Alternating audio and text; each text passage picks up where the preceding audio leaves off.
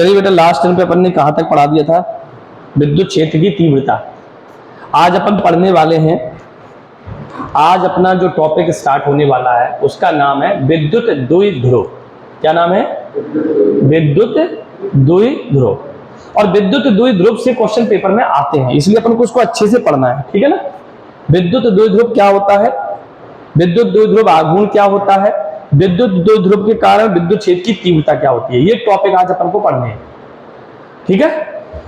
तो chapter first चल रहा है, चैप्टर फर्स्ट का ये टॉपिक है विद्युत द्विध्रुव।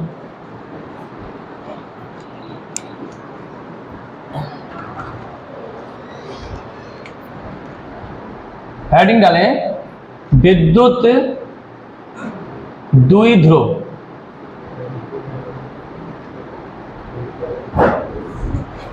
विद्युत द्विध्रुव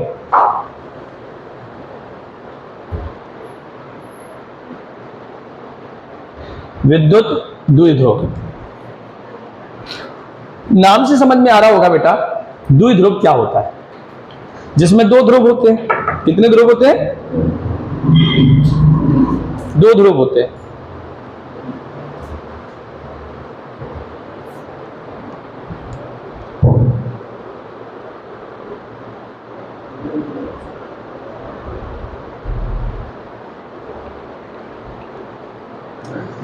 तो देखिए बेटा, विद्युत द्विध्रुव बनता कैसे, सबसे पहले ये समझो। समान आवेश, कैसे?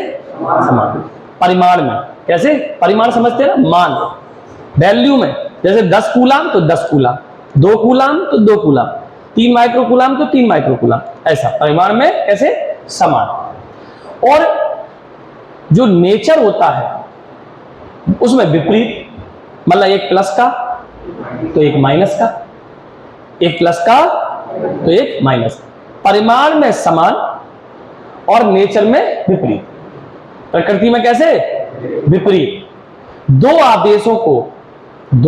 आवेशों को एक दूसरे के बहुत समीप, बहुत कम दूरी, बहुत ज्यादा कम दूरी,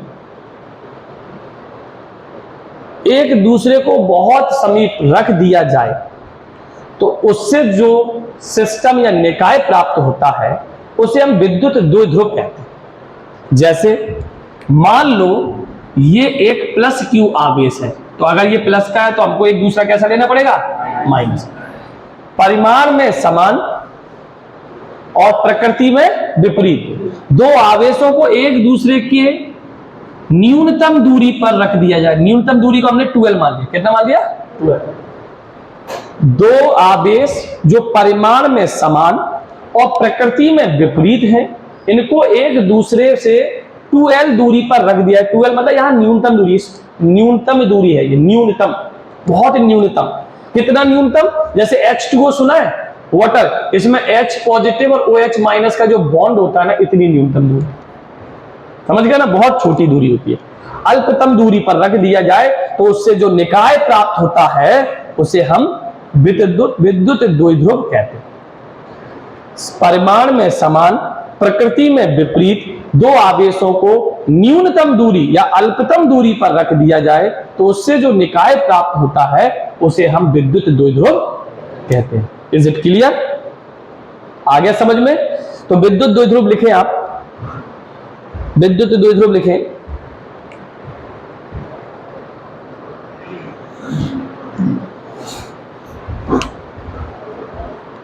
लिखें बेटा, दो आवेश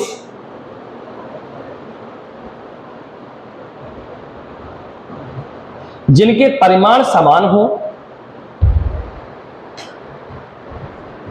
जिनके परिमाण समान हो, प्रकृति विपरीत हो, प्रकृति विपरीत हो,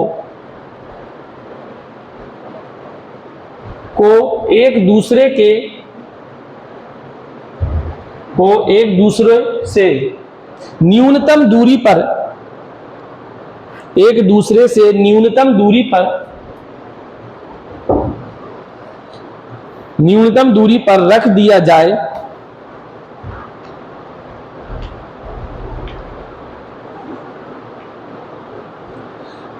तो उससे प्राप्त निकाय को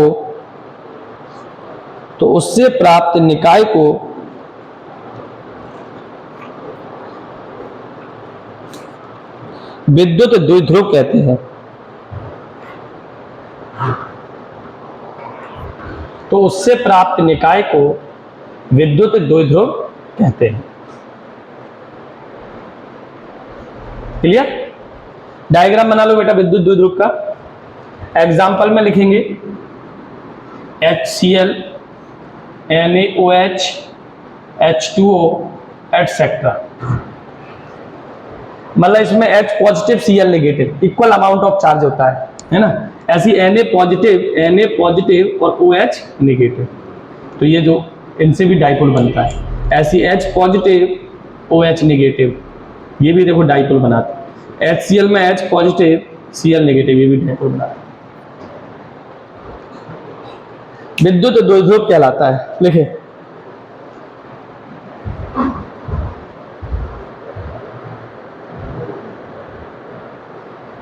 सिर्फ इतना लिख लो, इतना ठीक है।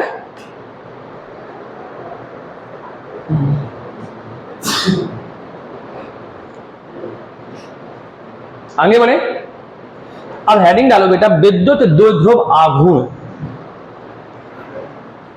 अब अपन पढ़ेंगे बेटा विद्युत द्विध्रुव आघूर्ण।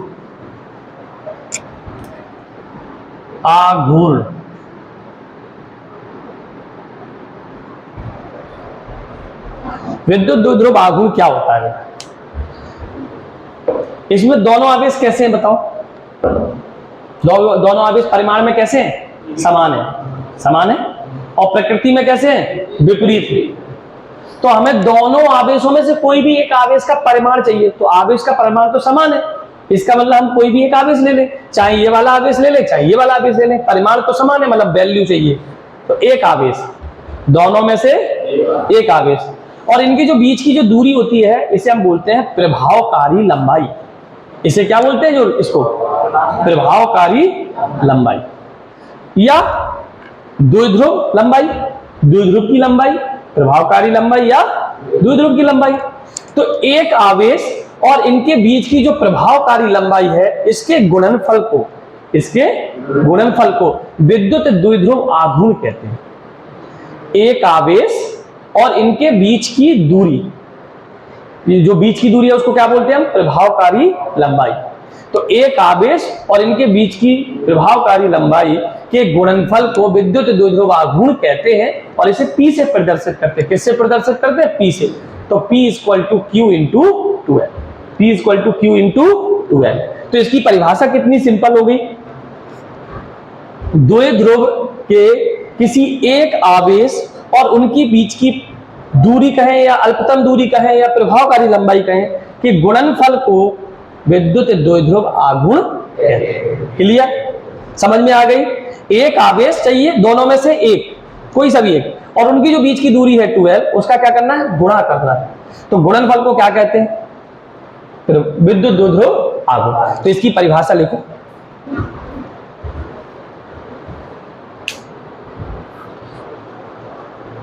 लिखो बेटा विद्युत द्विध्रुव के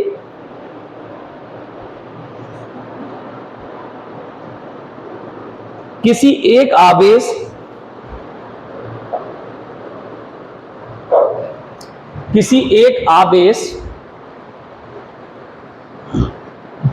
और उनके बीच की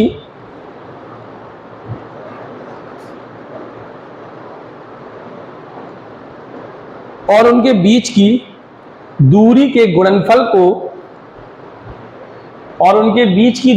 गुणनफल को विद्युत द्विध्रुव आघूर्ण कहते हैं। विद्युत द्विध्रुव आघूर्ण कहते हैं।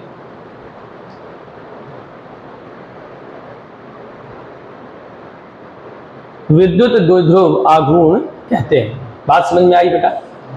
एक आवेश और उनके बीच की दूरी के गुणनफल को क्या कहते हैं? विद्युत द्विध्रुव आघूर्ण। और इसे किससे प्रदर्शित करते हैं बेटा? P से। तो लिखो इसे P से प्रदर्शित करते हैं। इसे P से प्रदर्शित करते हैं, इसे P से प्रदर्शित करते हैं।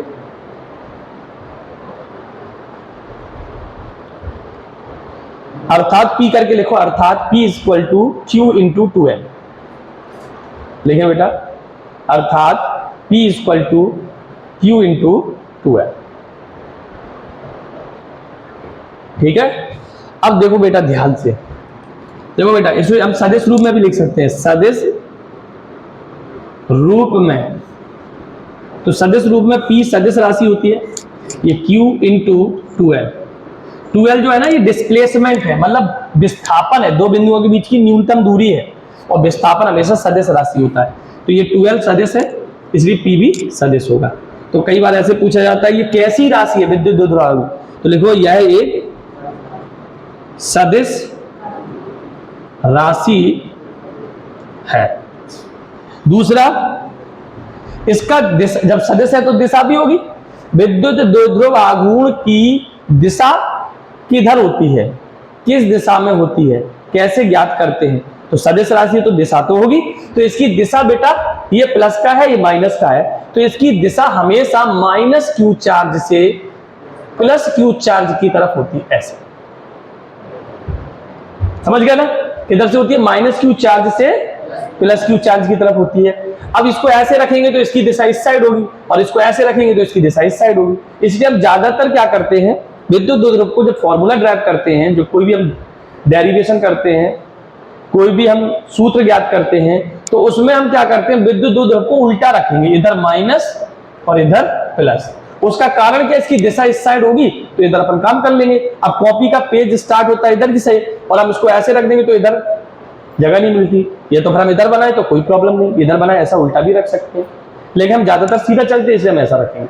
तो इसकी दिशा आपको ज्ञात करना है। इसकी दिशा क्या होगी, इसकी दिशा माइनस क्यू चार्ज से, माइनस क्यू आवेश से प्लस क्यू आवेश की तरफ, आवेश की ओर होती है।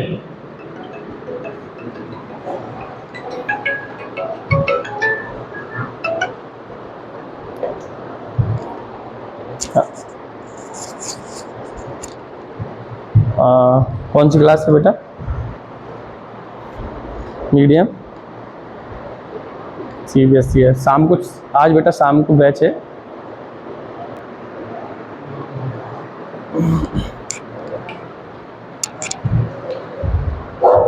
तो बेटा इसकी दिशा आपको समझ में आ गई, माइनस क्यू आवेश से प्लस क्यू आवेश की तरफ होती है। इसका बेटा मात्रक क्या होता है, SI मात्रक। तो ध्यान से देखेंगे बेटा, इसका SI मात्रक इधर लिखते हैं, इसका SI मात्रक।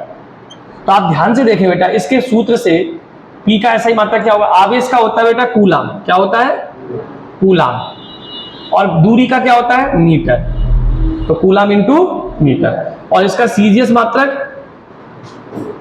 CGS मात्रक, तो बेटा आवेश का क्या होता है बेटा स्थित कूलाम, क्या होता है स्थित कूलाम, और इसका सेंटीमीटर, दूरी का सेंटीमीटर। इसका बेटा विमीय सूत्र क्या होता है, विमीय सूत्र। तो देखो बेटा इधर विमीय सूत्र कैसे, आवेश का बेटा हमने आपको बताया था AT होता है, बताया था AT, जिनने नहीं पढ़ा उनको समझ ले बेटा। Q इक्वल टू बेटा I इंटू टी होता है, करंट का क्या होता है A, टाइम का होता है T, तो AT, और यहां पे दूरी का क्या होता है L, तो क्या बन गया ATL। इसको हम सीक्वेंस से लिखना चाहे तो ऐसे भी लिख सकते हैं M0 LTA, M तो है नहीं इसमें, M तो है नहीं, तो M0 कर दिया, मतलब विमीय सूत्र हमेशा इस फॉर्म में लिखते हैं MLTA ऐसे। अब जो नहीं है उस पर 0 लगा दो, तो यहाँ पे मास है क्या, द्रव्यमान है क्या, नहीं, तो 0 कर दो। L तो है, T भी है, A भी है। आगे समझ में, तो विमीय सूत्र इसका क्लियर हो गया, लिख लो।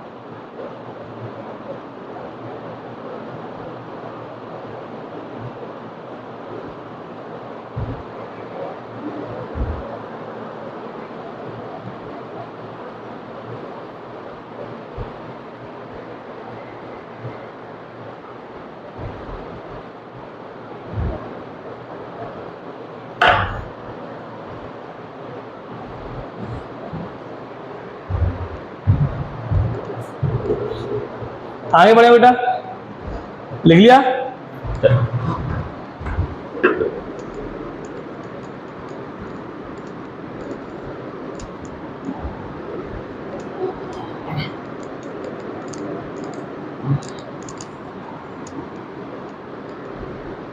देखो बेटा, इसके कुछ न्यूमेरिकल करते हैं ना। विद्युत द्विध्रुव आघूर्ण के हम क्या करने वाले हैं? न्यूमेरिकल। क्या करने वाले हैं? न्यूमेरिकल। तो देखो बेटा, कुछ न्यूमेरिकल कैसे आते हैं, ऐसे लिख के आएंगे। +4 माइक्रोकूलम और -4 माइक्रोकूलम एक दूसरे से 3 सेंटीमीटर की दूरी पर रखे हैं। तो बताइए, तो विद्युत द्विध्रुव आघूर्ण ज्ञात करो। अब ये थ्योरी में लिख के आएगा, पेपर में कैसे लिख के आएगा? +4 माइक्रोकूलम और -4 माइक्रोकूलम के दो आवेश एक दूसरे से 3 सेंटीमीटर की दूरी पर रखे हैं, तो विद्युत द्विध्रुव आघूर्ण ज्ञात करो। तो आप लोग ध्यान से सुनना कि ये Q जो है, ये आपको कितना दिया गया? 4 माइक्रोकूलम। मैंने बोला है कोई भी एक का मान लेना है। मान लेने का मतलब, परिमाण मतलब प्लस का लेना है, इनका माइनस प्लस नहीं लेना, सिर्फ वैल्यू लेना है। तो एक ले लो आवेश, तो कितना आ गया? 4 माइक्रोकूलम। और माइक्रो को बदलते हैं बेटा कूलम में, तो इसको 4 × 10⁻⁻6 कूलम। बेटा ये चलो सेंटीमीटर की जगह पर मिलीमीटर दे देते हैं ना, थोड़ा सा छोटा और हो जाएगा। तो ये 10⁻⁻6 होता है माइक्रो का मतलब, तो 10⁻⁻6 कर दिया। और बीच की जो दूरी है 12, वो हमको दी गई है 3 मिलीमीटर। अब कई लोग क्या करते हैं, एल को लिख देते हैं 3 मिलीमीटर और फिर 2 का मल्टीप्लाई करके 6 कर देते, तो गलत हो जाता है। अब क्योंकि ये ऐसे लिख के नहीं आएगा, ऐसा डायग्राम तो बन के नहीं आएगा। पेपर में क्या लिख के आएगा? दोनों आवेशों के बीच की दूरी 3 सेंटीमीटर है, तो वो समझते हैं लेंथ दी गई है 3 सेंटीमीटर, तो 12 हो गया हमारा कितना? 6 सेंटीमीटर। हो गया गड़बड़। तो आप लोगों को याद रखना, विद्युत द्विध्रुव में जो बीच की दूरी है वो 12 ही है पूरा, तो ये 12 दिया गया है 3 मिलीमीटर। तो यहां से इसको मिलीमीटर को मीटर में बदलेंगे तो 3 × 10⁻³ मीटर हो जाएगा। मिली का मतलब 10⁻³ होता है। इतना समझ में आ गया? तो अब आपको पता है हमको क्या निकालना है? विद्युत द्विध्रुव आघूर्ण। तो P = क्या होता है बेटा? Q × 12। Q कितना है? 4 × 10⁻6 और 12 कितना है? 3 × 10⁻3। तो देखो 4 3 12 और ये कितना हो गया? 10⁻⁹ कूलम × मीटर। ये आंसर। क्लियर?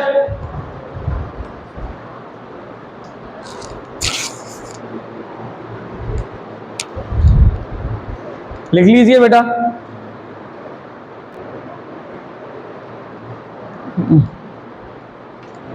आगे बढ़े बेटा। तो ये लिख लिया आपने।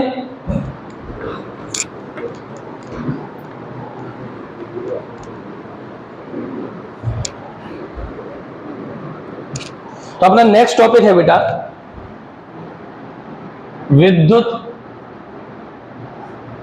बल रेखाएं। विद्युत बल रेखाएं। तो विद्युत बल रेखाएं क्या होती हैं?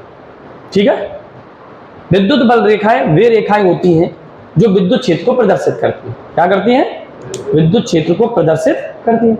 मतलब जहां ये बल रेखाएं होंगी वहां विद्युत क्षेत्र होगा। ठीक है, दूसरा, ये रेखाएं जो है ना वो काल्पनिक होती है, दिखाई नहीं देती आपको। ऐसा नहीं कि विद्युत क्षेत्र तो यहां ऐसी लाल रेखा दिखाई दे, कैसी होती है? काल्पनिक, समझ गए ना। प्लस आप लोग देखेंगे ये कर्व के फॉर्म में होती है, वक्र के फॉर्म में होती है, मतलब सीधी होंगी, कहीं कहीं ये वक्र भी होंगी। जहां ये रेखाएं घनी होंगी वहां विद्युत क्षेत्र ताकतवर होगा, स्ट्रांग होगा। जहां ये बल रेखाएं दूर दूर होंगी वहां विद्युत क्षेत्र वीक होगा, कमजोर होगा। तो आज अपन पढ़ने वाले हैं विद्युत बल रेखाएं। तो इसकी परिभाषा दो है, आप दोनों से जो आपको अच्छी लगे वो लिख सकते हैं। देखो पहली क्या है मैं आपको बताता हूं। विद्युत बल रेखाएं वो रेखाएं होती हैं, वो काल्पनिक रेखाएं जिन पर एकांक धनावेश गमन कर सकता है। ऐसे चलते चलते चलते यहां पहुंच जाएगा, इसे बोलते हैं एकांक धनावेश। क्या बोलते हैं? तो विद्युत बल रेखाएं वे काल्पनिक वक्र होते हैं जिन पर एकांक धनावेश गमन कर सकता है। गमन कर सकता है, गमन समझते हो ना, चल सकता है। तो ऐसी काल्पनिक रेखाएं जिन पर विद्युत एकांक धनावेश गमन कर सकता है, ऐसी काल्पनिक रेखाओं को हम विद्युत बल रेखाएं कहते हैं। दूसरा सबसे सिंपल, विद्युत बल रेखाएं वो बल रेखाएं होती हैं जो विद्युत क्षेत्र को प्रदर्शित करती हैं। सिंपल, विद्युत बल रेखाएं वो रेखाएं होती हैं जो विद्युत क्षेत्र को प्रदर्शित करती हैं। तब अपन यहां लिखेंगे वे काल्पनिक वक्र जो विद्युत क्षेत्र को, हाँ बेटा,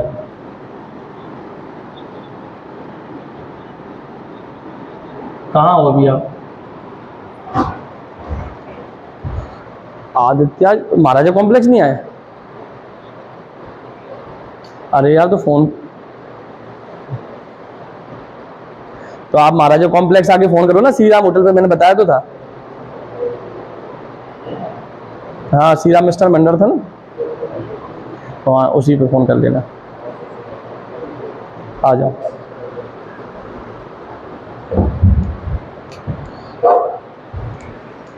वे काल्पनिक वक्र जो विद्युत क्षेत्र को प्रदर्शित करते हैं, विद्युत क्षेत्र को प्रदर्शित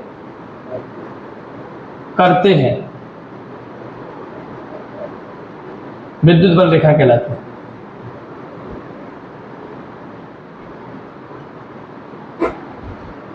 है।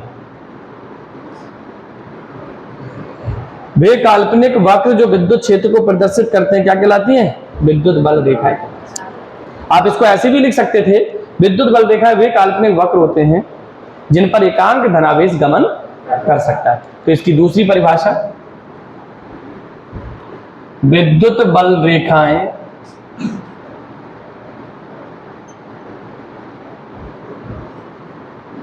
वे काल्पनिक वक्र होते हैं, वे काल्पनिक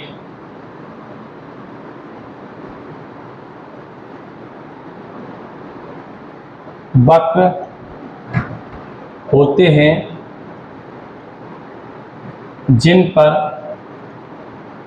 एकांक धनावेश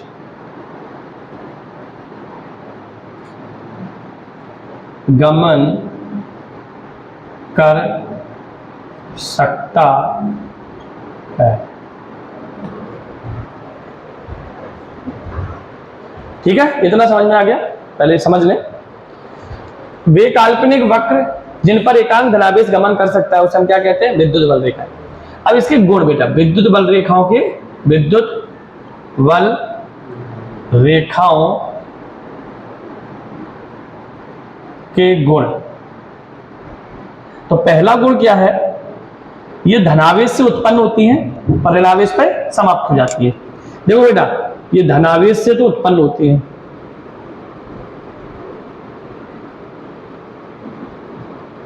और ऋणावेश पर समाप्त हो जाती है ऐसे जाकर।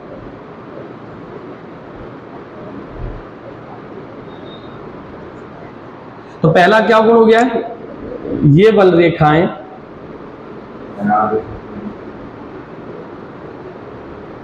धनावेश से उत्पन्न होती है तथा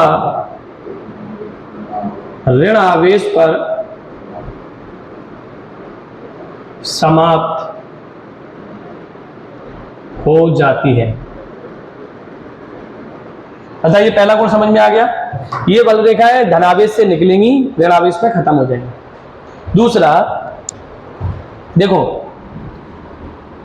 इन बल रेखाओं के, अरे समझा दूं, इन बल रेखाओं के किसी भी पॉइंट पर एक आप स्पर्श रेखा खींच देना। क्या खींच देना? किसी भी बिंदु पर एक स्पर्श रेखा खींच देना। तो ये स्पर्श रेखा जो है वो विद्युत क्षेत्र की दिशा बताएगी, विद्युत क्षेत्र की दिशा।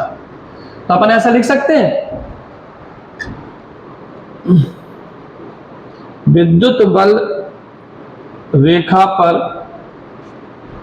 खींचा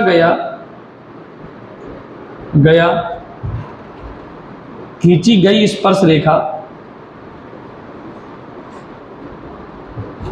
विद्युत क्षेत्र की दिशा को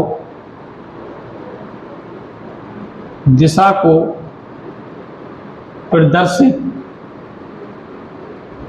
करता है।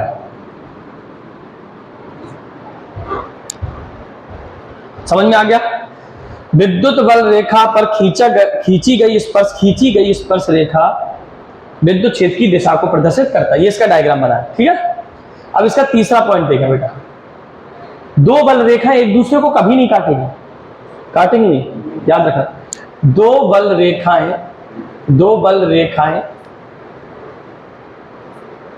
एक दूसरे को कभी नहीं काटती हैं, कभी नहीं काटती है। हाँ बेटा,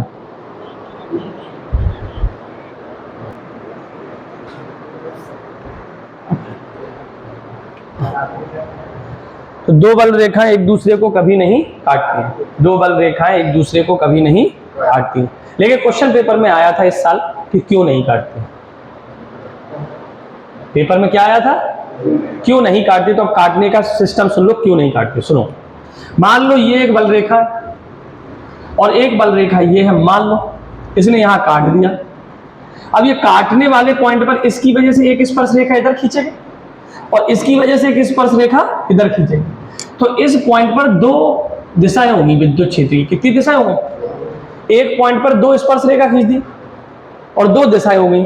और अभी इससे पहले क्या बताई थी, इस पॉइंट पर जो स्पर्श रेखा खींचेंगे वो उसकी दिशा को प्रदर्शित करेगा। अब विद्युत क्षेत्र की दो दिशा हो सकती है एक बिंदु पर। आप किसी बिंदु पर खड़े तो आपका मुंह एक ही तरफ हो सकता है, या तो इधर होगा और जब इधर कर लोगे तो इधर नहीं होगा। तो एक ही जगह में दो दिशा कैसे कर सकते हैं आप?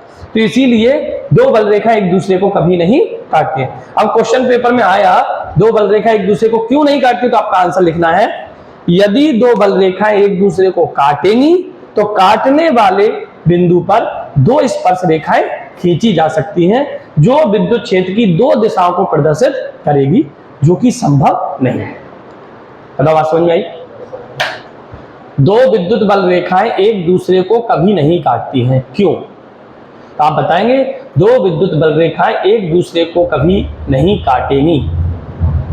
क्यों नहीं काटेंगी? तो उसका आंसर दे देना। अगर दो बल रेखाएं एक दूसरे को काटती हैं तो उनके काटने वाले बिंदु पर दो स्पर्श रेखाएं खींची जा सकती हैं जो दो विद्युत बल रेखाओं की दिशाओं को प्रदर्शित करती हैं, जो कि संभव नहीं, बात समझ में आ गई? तो इसका रीजन मैं लिखवा नहीं रहा हूं, आप लोग ये जो मैंने बोला है मैं रिकॉर्ड करके वीडियो डाल दूंगा आप लोगों को, तो आप लोग उससे भी पढ़ सकते हैं दोबारा से। ये सारी चीजें, सारा वीडियो आपको मिल जाएगा, है ना। जब भी आप भूल भी जाए तो आप दोबारा से पढ़ सकते हैं उसको। दो बल रेखा एक दूसरे को कभी नहीं काटती हैं, क्यों? तो उसका रीजन लिखना है। अगर दो बल रेखा एक दूसरे को काटेंगी तो काटने वाले बिंदु पर दो स्पर्श रेखाएं खींची जा सकती हैं जो दो विद्युत बल रेखाओं की दिशा को प्रदर्शित करती हैं, जो कि संभव नहीं। क्लियर? चलो नेक्स्ट चौथा पॉइंट इसका है, देखो बेटा, जहां ये बल रेखाएं घनी होती हैं, जहां ये बल रेखाएं रेखाएं घनी होती हैं वहां विद्युत क्षेत्र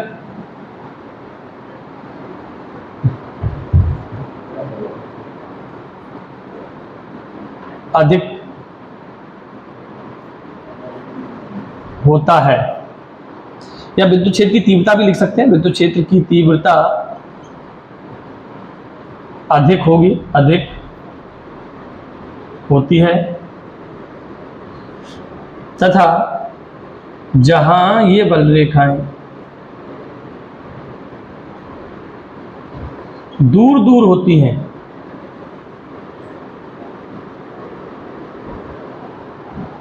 वहां विद्युत क्षेत्र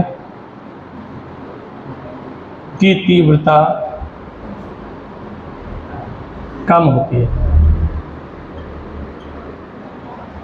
कम होती है। तो 4 मार्क्स में आएगा तो 4 उसके गुण लिख देना। और भी है इसके गुण, ऐसा नहीं है। अब ये सतह से अभी मैं बताता हूं, ये 4 गुण लिख लो आप इतना, तब तक मैं इधर आपको लिखता हूं, है ना। हाँ लिख लें।